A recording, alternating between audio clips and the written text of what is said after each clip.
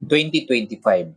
Isang taon na nagturo sa akin kung gaano kahalaga ang pasasalamat. Hindi naging madali ang lahat. May mga pagsubok, may mga pagkakataong napagod ang puso, at may mga bagay na kailangan kong pakawalan. Pero sa kabila ng lahat, marami akong ipinagpapasalamat. Una, ang aking pamilya. Sila ang sandalan ko sa bawat mahirap na araw, ang tahimik na lakas sa likod ng bawat laban. Sa kanila ako humuhugot ng tapang para magpatuloy.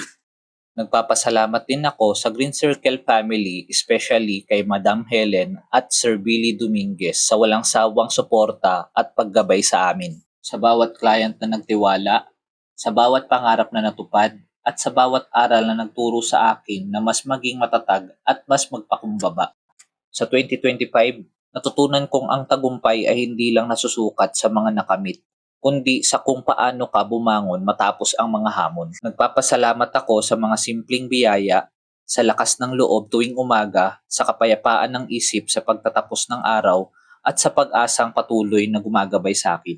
May mga bagay na nawala, pero mas marami ang nanatili. At sa mga iyon, ako'y lubos na nagpapasalamat. 2025 reminded me to slow down, to appreciate every step, and to choose gratitude even when life feels heavy. Sa taong ito, dala ko ang pasasalamat sa puso at ang paniniwalang ang lahat ng pinagdaanan ay may dahilan at may patutunguhan. Salamat 2025 sa mga aral, sa mga biyaya at sa lakas na binigay mo.